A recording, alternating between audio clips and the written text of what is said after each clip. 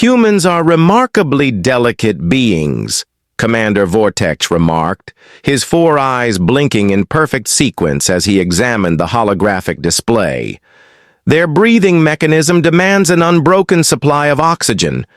Deprive them of it and they collapse within minutes. I gave a slight nod, though inwardly I questioned whether we were undervaluing these upright mammals. I am Xanthar, Chief Xenobiologist for the Galactic Confederation's First Contact Evaluation Unit. My duty, determine how to subdue potentially hazardous species before they present a threat. Observe this recording once more, Vortex continued, reversing the feed from Earth's aquatic contests. They name it free diving. Even their finest specimens endure without air for merely 7 to 11 minutes before cellular degradation begins. Pitiful, weak. The hologram depicted a human female, plunging into the ocean's depths, her form sleek and movements deliberate. Records identified her as Maya Lawson, the current world champion, lasting 11 minutes and 35 seconds without inhaling. Remarkable for her kind, yet trivial by Confederation measures. Most among us could halt respiration for days if required. Then we move forward with Operation Asphyxia? Inquired Lieutenant Quell from her console, her skin shifting in anticipation. The deep violet markings signifying her tactical rank glowed faintly. The Council has sanctioned it, Vortex affirmed. Our atmospheric processors will gradually displace Earth's oxygen with compound ZX88.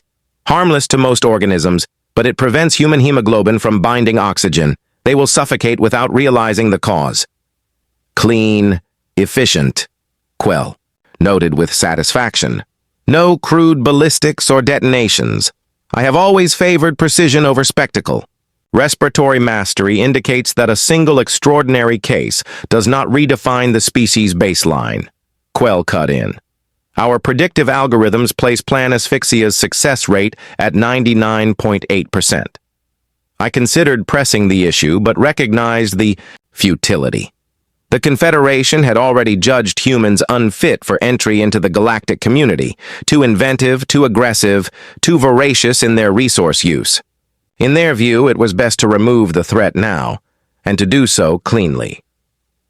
Understood, I relented, though not without reluctance. But I request clearance to witness the operation directly. I wish to record the reactions of outliers, individuals, such as Lawson. Her name lingered in my mind like a question unanswered. Maya Lawson, the human anomaly. Vortex's upper eyes narrowed, while the lower pair stayed locked on the hologram. Granted, but you are not to interfere. The atmospheric processors would activate in 72 hours. 3 days later, I was seated inside our cloaked observation pod, suspended high above what humans referred to as San Diego. My instruments were calibrated solely to follow Maya Lawson, who was in the coastal city for a freediving event. At dawn, the processors began their task, diffusing the invisible scentless ZX88 into the planet's air. The formula was engineered to reach lethal saturation in 12 hours, slow enough to escape detection until far too late. Subject acquired, the pod's AI reported. Target approaching shoreline facility. Designated marine research facility. I adjusted the viewer, bringing her into focus. Maya Lawson, in person. She stood taller than most human females at 183 centimeters with deep-toned skin and short, tightly coiled hair. Her movements carried the same liquid precision I had noted in the holographic records, a heavy gear bag slung casually over one shoulder. Vital signs? I inquired. Within standard human range, the AI answered. Respiration at 8 per minute, below average, consistent with trained apnea divers, blood oxygen at 99%. I narrowed my eyes. ZX88 levels here had risen to 15%, a dose that should have caused mild respiratory strain, yet she showed no indication of distress. Interesting, I muttered, adding a line to my research log. I kept surveillance as Maya stepped inside the facility. My instruments let me peer through the walls, though with diminished clarity. She exchanged greetings with colleagues and began preparing for what seemed to be a trial, securing biometric monitors and sliding into a form-fitting dive suit.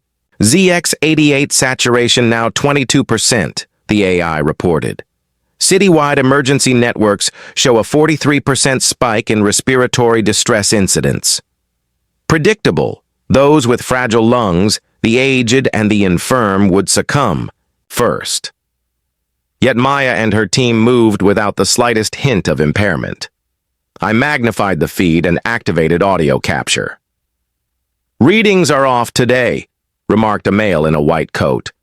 "Oxygen levels check out, but patients are turning up hypoxic all over the city. Air pollution?" another guessed. Maya shook her head. "No, this is different. Even the water samples show unusual molecular binding." A chill crept along my spine tendrils.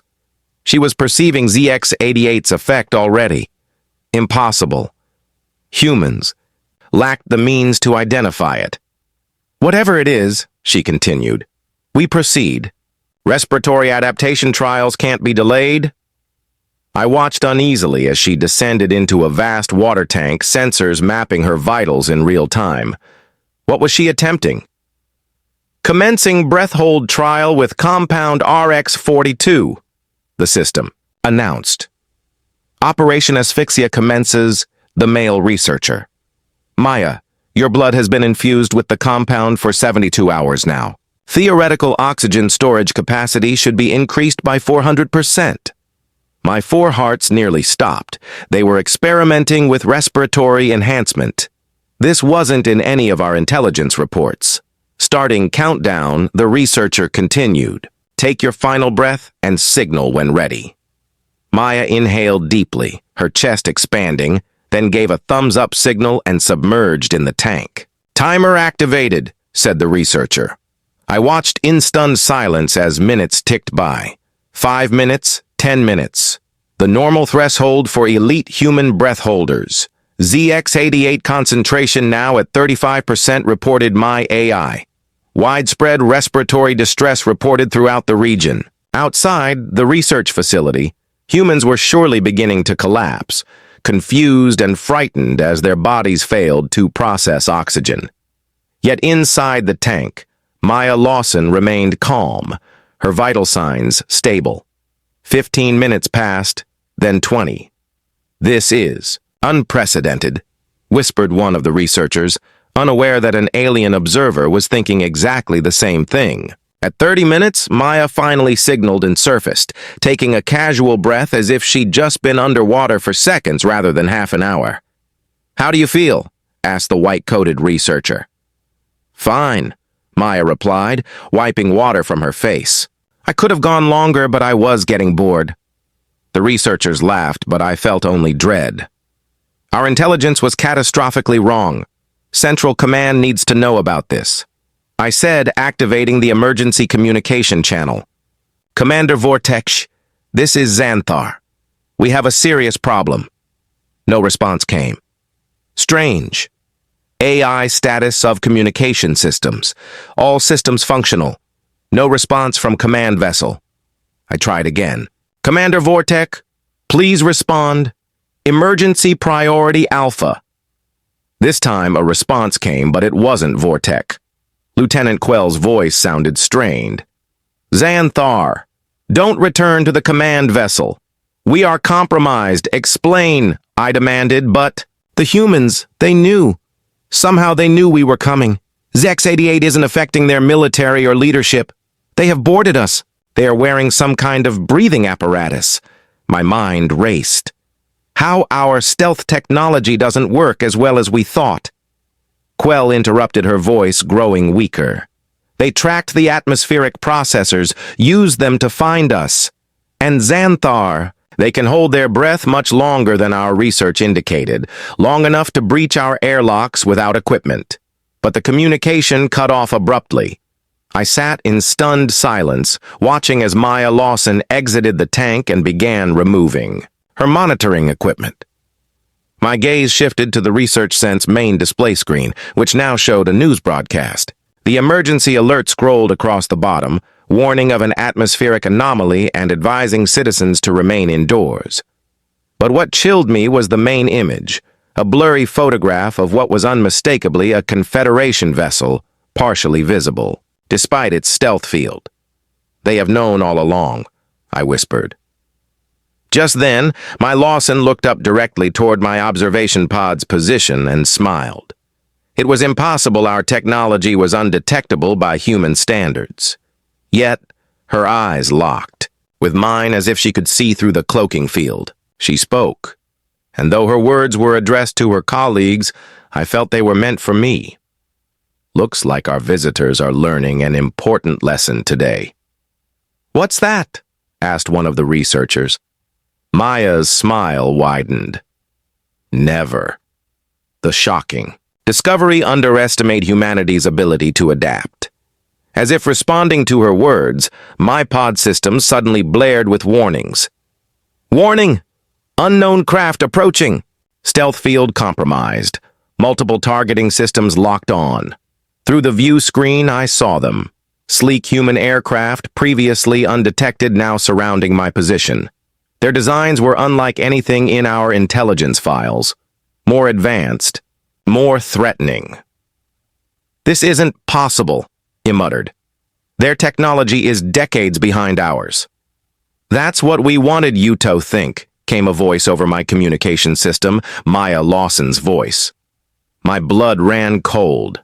How had she accessed our secure channels? "You have been watching us for 50 years, she continued. "We have been watching you for 75. Your atmospheric processors reversed engineered from one of your scout ships that crashed in the ocean in 1952. We have been preparing for this day for generations. Outside my viewport, I could see more human aircraft appearing. Assuming, of course, there would be anyone left to revise it." The airlock hissed open. I steeled myself for execution, or at minimum, painful interrogation. Instead, Maya Lawson extended a hand, a human greeting gesture I recognize from our research. "Welcome to Earth officially this time," she said, "though I believe you have been studying us for quite a while." I hesitated, then extended my primary appendage to Meathers. "Your knowledge of our operations is disturbing." "Oh, that's rich," Maya laughed, the sound echoing in the cavernous docking bay. "Your species plan to suffocate our entire planet, but my knowledge disturbs you. Talk about misplaced priorities." The armed humans surrounding us didn't lower their weapons, but they seemed relaxed professional. Not the vengeful posture I'd expect from a species that just thwarted genocide. "Follow me," Maya said. "The Joint Defense Council wants to meet you." As we walked through the massive vessel, a ship that shouldn't exist according to her intelligence, I observed details that shattered every assumption the Confederation had made about human technological development.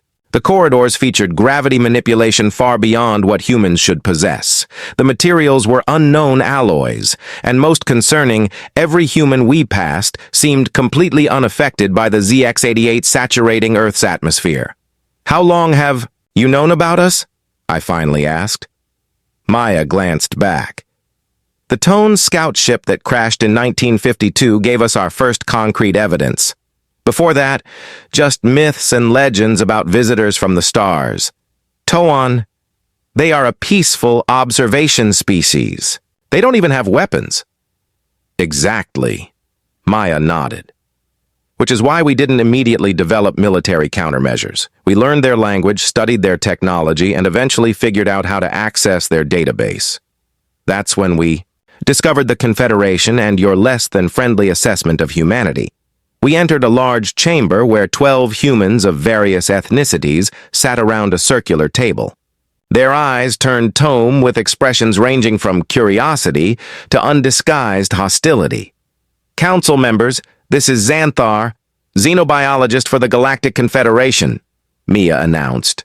"According to the files we accessed, he's been advocating for more research before taking action against Earth." An older human with silver hair and dark skin leaned forward. "I am Admiral Tuvo, chairperson of the Joint Defense Council. You are here because you questioned your leader's decision. Does that suggest you might be reasonable? Are you? I considered my options carefully.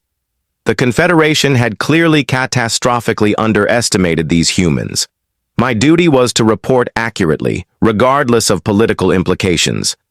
I am a scientist. First, I replied, the evidence before me indicates our assessment of human capabilities was fundamentally flawed. I wish to understand the true situation. A younger human woman snorted. Translation: now that your genocide attempt failed, you are suddenly interested in diplomacy. Enough, Director Patel, Admiral Tuvo said firmly.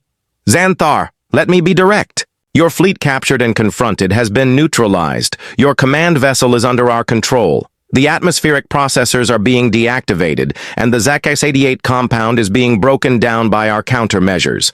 Your invasion has failed. It wasn't my invasion, I clarified. I was merely an observer to planetary genocide, Director Patel interrupted. That distinction hardly matters to the millions of humans suffering respiratory distress right now. I lowered my eyes in what I hoped they would recognize as shame. The Confederation believed it was acting preemptively against a future threat. Your species' aggression, resource consumption, and technological acceleration were deemed concerning. So, you decided to murder us before we could compete with you, Admiral Tuval stated flatly. How very advanced of you. Maya stepped forward. The question now is what happens next. The Confederation will notice when their fleet doesn't return. They will send more ships. Unless, I said slowly, an idea forming. They believe Earth is too dangerous to approach. The room fell silent as all attention focused on me. Explain, demanded Admiral Tuvo. You have captured our vessels intact. Yes, and you clearly have technology capable of interstellar communication. Maya nodded. We reverse-engineered basic quantum entanglement transmitters from the Toan ship, rudimentary by your standards, but functional. Then we can send a message, the truth, but framed to deter rather than invite further aggression. The director. Patel leaned forward. You'd betray your people. I'd prevent unnecessary conflict, I corrected. The Confederation isn't evil. They are afraid. Afraid of what humanity might become. If they believe approaching Earth is too dangerous, they will establish a quarantine zone instead of launching another attack. Admiral Tuval exchanged looks with the other council members. What exactly do you propose? 2 standard rotations later, I stood on the bridge of the Confederation command vessel, surrounded by human technicians who worked with shocking competence on our systems. The commander Vortex and most of the senior staff had been secured in the vessel's detention block. Lieutenant Quell, however, stood beside him, her expression grim, but resigned. This is insanity, she muttered. You are helping them. After what they did to our fleet. After what we tried to do to their planet, I corrected. But think Quell. We attempted to exterminate an entire sentient species because the Joint Defense Council predictive models labeled them a future threat. They captured our fleet with minimal casualties and are offering us a way to avoid further bloodshed. Which side appears more civilized to you? She had no answer for that. Maya entered the bridge, now wearing what appeared to be a modified version of Confederation tactical armor. We are ready to transmit. Your authentication code still active. I nodded. The Confederation won't detect the vessel has been compromised if we follow the protocol exactly. Admiral Tuval joined us, examining the command vessel with poorly concealed fascination. Your ship's quantum architecture is impressive. Inefficient power distribution, though. When a known design flaw, I admitted, surprised by his technical knowledge. The primary matrix overloads during extended warp sequences. You could resolve that by installing bypass regulators on the secondary conduits, he suggested casually. I stared at him. That would actually work. How could you possibly know that? We have had 70 years to study Turan technology, Admiral Tuvo said with a small smile. Their ships use similar principles, just scaled differently. The communications officer, a human operating Confederation technology with disturbing ease, looked up. Channel established with Confederation Central Command, authentication protocols accepted. On screen, ordered Admiral Tuvo. The massive VUC screen flickered, and the scaled visage of High Commander Drex appeared. His 6 eyes widened at the sight of humans on the bridge of a Confederation vessel. "What is the meaning of this?" he demanded. "Xanthar, explain yourself." I stepped forward. "Hi, Commander. I'm transmitting a full situation report." The short version plan Asphyxia failed catastrophically impossible.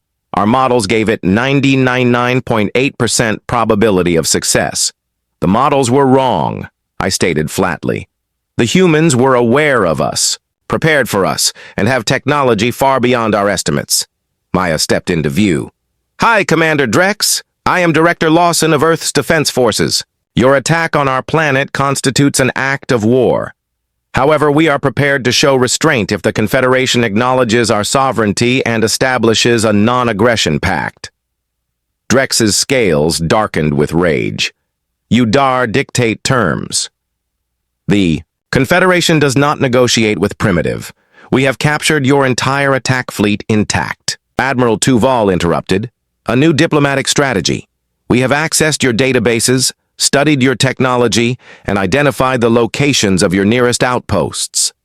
We now possess your atmospheric processors, which can be modified to target your species' respiratory systems rather than ours." Drex fell silent, his outer eyes blinking rapidly as he processed this information. "Furthermore," I added, "the humans have demonstrated abilities your models failed to predict. They can survive in ZX-88 saturated environments. They can breach our vessels without detection. And most concerning, they can reverse engineer our technology with remarkable speed."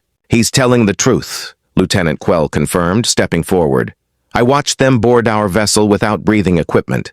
They held their breath long enough to bypass our security systems and release an airborne agent that incapacitated the crew within minutes." This was a carefully crafted exaggeration, but effective. The human boarding parties had used advanced breathing apparatus, but Drex didn't need to know that. The failed attack has only accelerated humanity's technological development, I continued.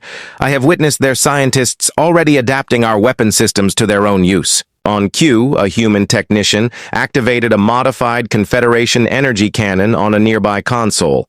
The view screen showed it firing at an abandoned satellite, vaporizing it instantly. Drex's scales pad to an ashen gray. "This changes our assessment." "Here are our terms," Admiral Tuval stated firmly. "The Confederation will classify Earth as a restricted zone and cease all surveillance and interference. In return, we will not reverse engineer your faster-than-light technology to spread throughout the galaxy." Yet, you expect me to believe. "You will honor such terms?" Drex demanded. Maya stepped closer to the screen. "We are not the ones who attempted genocide.